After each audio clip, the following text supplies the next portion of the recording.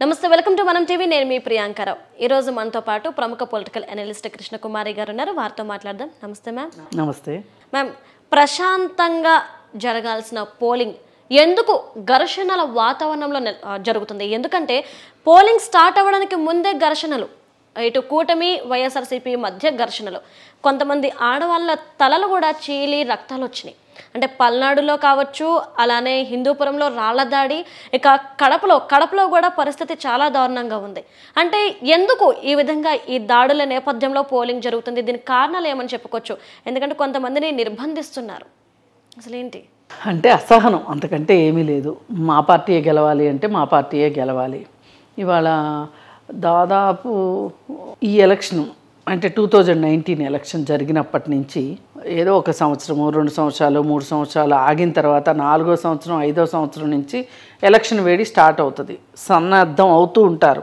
రాబోయే ఎలక్షన్కి కానీ ఈ ఎలక్షన్కి అలా కాదు డే 1 నుంచి ఎప్పుడైతే చంద్రబాబు నాయుడు ఓడిపోయి జగన్మోహన్ రెడ్డి సీఎం అయ్యాడో అయిన క్షణం నుంచి ఈ వచ్చిన అధికారాన్ని నిలబెట్టుకోవటం ఎలా అని వీళ్ళు మళ్ళీ అధికారంలోకి రావాలి అని వాళ్ళు ఇద్దరూ కలిసి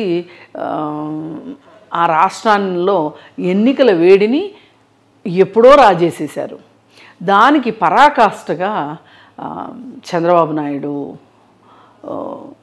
భార్య గురించి అసెంబ్లీలో మాట్లాడటము అలాగే దానికంటే ముందు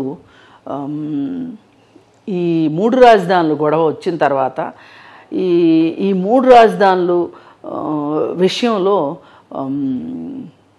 మన ఎమ్మెల్సీ సభల్లో శాసన మండలిలో జరిగిన గొడవలు అలాగే శాసనసభలో జరిగిన గొడవలు ఏ రకంగా చూసినా సరే వీళ్ళు అగ్గి రాజేశారని చెప్పొచ్చు ఇప్పుడు వాళ్ళు అసలు 3 రాజధానులు గొడవ గనక మొదలెట్టకుండా ఉండున్నట్లయితే కనుక జగన్మోహన్ రెడ్డి ఇంత ఎన్నికల వేడి ఇంత ముందు వచ్చుండేది కాదు ఇసుక కొత్త పాలసీ తీసుకొస్తున్నాను అని చెప్పి కృత్రిమ ఇసుక కొరతని సృష్టించి ప్రజలని అలాగే కార్మికుల్ని అల్లకల్లోలం చేసి వాళ్ళని ఆవేదనకు గురి చేసి వాళ్ళంతా ఆ దేశం వదిలిపెట్టి ఆ రాష్ట్రం వదిలిపెట్టి పారిపోయేలాగా చేసిన ఘనత జగన్మోహన్ రెడ్డిది మరి బతికుంటే బల్సాకు తినొచ్చు ఇక్కడ ఏమీ లేదు ఏం చేస్తామనే ఉద్దేశంతో కొంతమంది అయితే ఆత్మహత్యలు చేసుకున్న వాళ్ళు ఉన్నారు కొంతమంది చిన్న చిన్న కాంట్రాక్టర్లు కూడా ఆత్మహత్యలు చేసుకున్నారు ఇలాంటి పరిస్థితి నుంచి ఎన్నికల వేడి రాజుకుని ఇంకా ఫైనల్కి చంద్రబాబు నాయుడు అరెస్టుతోటి ఆ ఉదంతంతో ఇంకా బ్లోఅప్ అనమాట ఒక విస్ఫోటనంలాగా రాజకీయ పరిస్థితిలో పెను మార్పులు చోటు చేసుకున్నాయి ఆ రోజు నుంచి నువ్వా నేనా అనే పందాలోనే రాజకీయాలు ఉన్నాయి తప్పితే వేరేగా లేవు మరి అలా ఉన్నప్పుడు మరి ఇద్దరు పోటాపోటీగా ఎన్నికల్లోకి వచ్చిన తర్వాత మళ్ళీ పైగా మేమే గెలవాలి అంటే ప్రభుత్వ వ్యతిరేక ఓటు చీలాల్సిందే అని జగన్మోహన్ రెడ్డి అనుకోవటము ప్రభుత్వ వ్యతిరేక ఓటు చీలితే గనక నేనంటూ పోటీ చేస్తే ప్రభుత్వ వ్యతిరేక ఓటు చీలుతుంది కాబట్టి నేను పోటీ చెయ్యను అని పవన్ కళ్యాణ్ అనటం ఒక రకంగా వైసీపీకి చాలా గడ్డు పరిస్థితిని తీసుకొచ్చింది ఎలా అయినా ఆ పొత్తును విడగొట్టాలని శతవిధాల ప్రయత్నం చేశారు కానీ అవ్వలేదు చివరికి వీళ్ళిద్దరే కాకోకుండా వీళ్ళకి ఇంకా ఓ పెద్ద గండబేరండం లాంటి బీజేపీ పార్టీ వచ్చి చేరింది ఆ ముగ్గురు కలిసి కూటమిగా ఎన్నికల బరిలోకి దిగిన దరిమిల వైసీపీ పార్టీకి ఒక రకమైన ఆవేదన ఒక రకమైన నిరుత్సాహము ఒక నిర్వేదము వచ్చి కొంతమంది బాధపడుతూ ఉంటే కొంతమంది ఏమైనా సరే ఎట్లా అయినా సరే గొడవలు చేసైనా సరే చావో రేవో అయినా సరే మనం ఎన్నికల్లో గెలవాల్సిందే అని కొంతమంది ఇలా అనుకుంటున్న సందర్భం అలా గడిచి ఇప్పుడు ఎలక్షన్ వచ్చింది ఎలక్షన్ వచ్చిన తర్వాత ఈవేళ పరిస్థితి చూస్తే అసలు మామూలుగా ప్రతి సంవత్సరానికి సంక్రాంతి ఒకసారి వస్తుంది ఎవరికైనా ఆంధ్రప్రదేశ్కి రెండో సంక్రాంతి ఈ ఎలక్షన్స్ రెండో సంక్రాంతిని తలపించే కంటే అంతకంటే ఎక్కువ కూడా వాహనాలు హైదరాబాద్ నుంచి వెళ్ళడము అసలు 3 రోజుల నుంచి జాతర కింద ఉంది. ఏది విజయవాడ హైవే ఈ టోల్ గేట్స్ దగ్గర గంటలు గంటలు వెయిట్ చేయాల్సి రావటం. మేడం, నిజంగానే మీరు అన్నట్టు ఏపీలో ఒక పండుగ వాతావరణం నెలకొంది, ఏదో పెద్ద పండుగ జరగబోతుంది అనేసి అనుకుందాం. మరి ఈ నేపథ్యంలో ఒక ఎమ్మెల్యే ఒక సామాన్యుడిని కొట్టడం ఎలా, దీన్ని ఎలా చూడాలి మనం? అంటే ప్రజలు ఎన్నుకుంటేనే కదా మీరు ఈరోజు నాయకులు అయ్యారు. మరి అదే నాయకుడు అదే ఎన్నుకున్న ప్రజల మీద చేసుకోవడాన్ని మనం ఏ విధంగా చూడాలి ఎలక్షన్ వేళ? అంటే ఇప్పుడు కొన్ని ఇంటర్లింక్డ్ ఉంటాయి, గొలుసుకట్టు విషయాలు ఉంటాయి.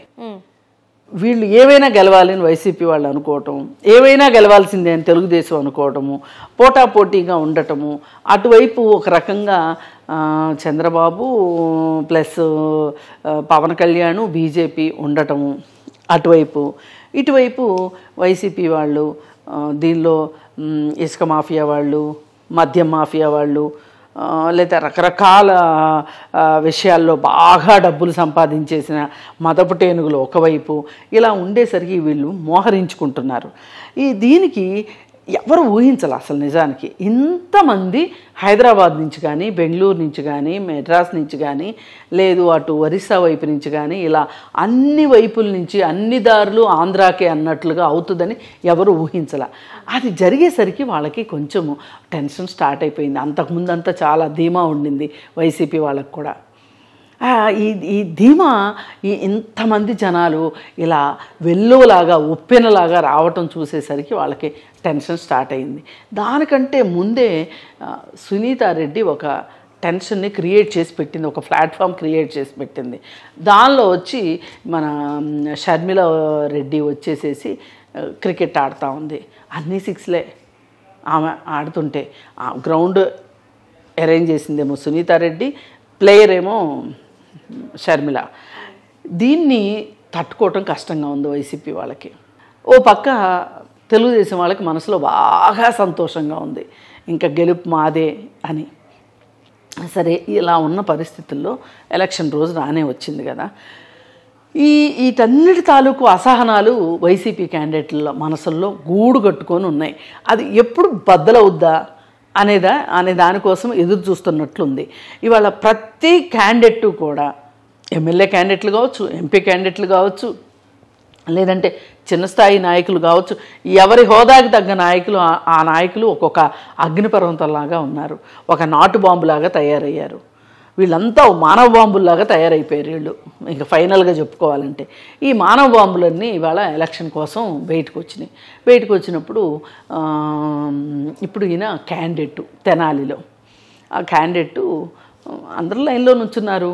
ఈయన పెద్ద ధీమాగా ఏదో అంటారే పెద్ద పుడింగిలాగా బయలుదేరాడు అన్నట్లు వెళ్తూ ఉంటే, మరి ఆ లైన్లో ఉన్న వాళ్ళు ఎవరో మరి అతను ఎమ్మెల్యే అనుకున్నారో అనుకోలేదో, లేకపోతే వెనక నుంచి చూసి అన్నారో, ఏదో జరిగింది, సంథింగ్ రాంగ్. ఏంటి లైన్లో కాకుండా విడిగా వెళ్తున్నావేంటి అనేసరికి ఇప్పుడు మనకి పెద్ద బెలూన్ ఉంటుంది. ఆ బెలూను ఏ రీజన్తో పగులుదామా అని ఎదురు చూస్తూ ఉంటుంది. దానికి ఒక చిన్న గుండె సూది ఇట్లా జస్ట్ టప్మని తగిలితే చాలు పెద్ద శబ్దంతో పగిలిపోతుంది. అట్లాగే ఎమ్మెల్యే మనసు కూడా అట్లాగే పెద్ద బెలూన్ లాగా ఉంది. ఏది తాకుతుందా ఈ బెలూన్ పగులుతుంది అనే పరిస్థితిలో ఉన్న సందర్భంలో అసహనము, బాధ, కోపము అన్నీ అన్నాబొత్తుని శివకుమార్ ఇంక ఈయన వెనక్కి తిరిగేసేసి ఆయన విశ్వరూపాన్ని చూపించి చంప మీద పెట్టి ఫెళ్ళమని ఒకటి పీకేసరికి అసలు ఇది ఎంత హాస్యాస్పదమైన విషయం అంటే, ఎంత దారుణమైన విషయం అంటే, ఒక ఎమ్మెల్యే తనకిప్పటిదాకా ఉన్న అధికారం పోతుంది, తమ అధినాయకుడు ఓడిపోబోతున్నాడు అనే ఒక రకమైన కోపము, బాధ, అసహనము ఇలా ఎన్నుంటే అవన్నీ పెళ్ళుబుకి ఓటర్ మీద చెయ్యి చేసుకోవటము అనేది మట్టుకు ఒక ప్రజాప్రతినిధికి తగదు. మామూలు వ్యక్తులు కొట్టుకుంటారు, తన్నుకుంటారు, అది వేరే విషయం. ఒక ప్రజాప్రతినిధివి, నువ్వు బాధ్యత గల ప్రజాప్రతినిధివి, నిన్ను చూసి నలుగురు నేర్చుకోవాలి, నువ్వు ఒకళ్ళకి ఎగ్జాంపుల్గా ఉండాల్సిన వాడివి. నువ్వు ఎంత కష్టం అవని, ఎంత నష్టం అవని, అసలు ఇప్పుడు నీ ముందు నీ ఆశా సౌదాలన్నీ కూలిపోని, కానీ నువ్వు సంయమనం పాటించాలి. అసలు నువ్వు కదా నలుగురికి ఎగ్జాంపుల్ అవ్వాల్సింది, నువ్వు కొట్టడం ఏంటి? పైగా దీని తర్వాత నాకు బాగా నచ్చిన అంశం ఏంటి అంటే, ఇతను తెలిసి అన్నా తెలియకన్నా, అతను ఎమ్మెల్యే అని తెలిసి అన్నా తెలియకన్నా కానీ అతను ఒక రూల్ ఫాలో అవ్వమని చెప్పాడు. అది కూడా ఒక రకంగా ఒక సోషల్ రెస్పాన్సిబిలిటీ లాంటిది. కానీ దాని నుంచి అతను చంపదెబ్బ వెయ్యగానే ఒక స్పాంటేనియస్గా చుట్టూ ఉన్న వాళ్ళందరూ కూడా మా ఓటర్ని కొడతావా నువ్వు అని చెప్పి అతని మీద తిరగబడతాం చూసారా, ఇది మనకు కావాల్సిన విషయం. ఇది ఇది ఇది నిజమైన, అంటే మీరు కొట్టిన వాళ్ళని కొట్టమని ప్రోత్సహిస్తారా అని అనొచ్చు, కానీ ఇక్కడ ధిక్కారం అనేది అతనిది పొగరు, అతనిది అహంభావం. అధికారం ఉంది అనే ఒక అధికారం తాలూకు వచ్చిన పొగరుబోత్తనం అయితే, రౌడీయిజం అయితే, ఇతంది ఒక ధిక్కారం అన్నమాట. మా మీద నువ్వు చేయి చేసుకుంటావా, మేము ఓటేస్తే కానీ గెలవలేని నువ్వు, మేము నిన్ను అందలం ఎక్కిస్తే కానీ అందలం ఎక్కలేని నువ్వు మమ్మల్ని కొడతావా అని వాళ్ళందరూ తిరగబడతాం చూసారా. ఈ తిరుగుబాటు చాలా అవసరమైన విషయం. ఎక్కడైనా సరే అలా అని ప్రతిసారి చట్టాన్ని చేతిలోకి తీసుకోమని కాదు, కానీ నీ నిరసన తెలియజేయాల్సిన చోట, నీ ధిక్కార స్వరాన్ని వినిపించాల్సిన చోట వినిపించకపోతే నువ్వు జవసత్వాలు లేని ఒక మరమనిషి కింద లెక్క. అది ఆ పౌరులు అక్కడ చూపించడం అనేది చాలా గొప్పగా ఉంది. ఆ తర్వాత ఆ క్యాండిడేట్ని తీసుకొని వెళ్ళి గృహ నిర్బంధంలో పెట్టారు. అది అతనికి సరి అయిన శిక్ష అనుకుంటున్నాను. ఈరోజు అతను ఫీల్ కావచ్చు, ఓకే నా ఓటర్లు నన్ను కొడతారా అని అనుకోవచ్చు, కానీ దానికి మొదలు నువ్వే. అసలు నువ్వు లైన్లో ఉండి ఆదర్శంగా ఉండాల్సింది పోయి, నువ్వు లైన్ దాటి, అంటే క్రమశిక్షణ దాటి నువ్వు ఒక రూల్ ఆఫ్ లా ఉంది, దాన్ని నువ్వు ఫాలో అవ్వలేదు. ప్రశ్నిస్తే ఇంకా నీకు మరింత కోపం వచ్చింది. ఇది ఇలా చెయ్యడము అనేది అప్పటికప్పుడు సరే మన ఎమ్మెల్యేనే కదా, మన దెబ్బ వేశాడు అని చెప్పి అయ్యో తప్పైపోయిందండి మీ కోపం తెప్పించామని దండం పెట్టే బానిసత్వం కంటే కూడా ఈ ధిక్కార స్వరం నాకు బాగా నచ్చింది. ఇదే పౌరులకు కావాల్సింది. ఇలాంటి గొడవ, ఇంకా చాలా గొడవలు, పల్నాడులో గొడవలు, గొడవలు జరిగినాయి. ఏది ఏమైనప్పటికీ ఈ వైసీపీ నాయకులకి ఇంతమంది ఇన్ని ప్రాంతాల నుంచి జనాలు రావటము, ఒక జాతర మాదిరి అవ్వటము, పోలింగ్ బూతుల్లో 7 గంటలకి వెళ్ళేటప్పటికే, 7 గంటలకి పోలింగ్ బూత్ ఓపెన్ చేసేటప్పటికే సినిమా టిక్కెట్ల దగ్గర కొత్త అభిమాన నటుడు సినిమా రిలీజ్ రోజు ఎలా అయితే ఉంటారో కిక్కిరిసిపోయి లైన్లో తొక్కుకుని తోసుకుని, అంటే వాళ్ళు ఎప్పుడు ఉత్సాహంతో ఎప్పుడు ఓపెన్ చేస్తారో అని చూస్తారో, అట్లా ఈ ఓట్ల పండక్కి ఈ ప్రజలు ఈ విధంగా నుంచోవటము అనేది మటుకు చాలా స్వాగతించాల్సిన విషయం. ఎవరు గెలుస్తారనే తర్వాత విషయం, ముందైతే మటుకు ప్రజలు వాళ్ళ బాధ్యత ప్రకారం వాళ్ళు వచ్చారు. Right. Thank you so much ma'am. Thank you so much.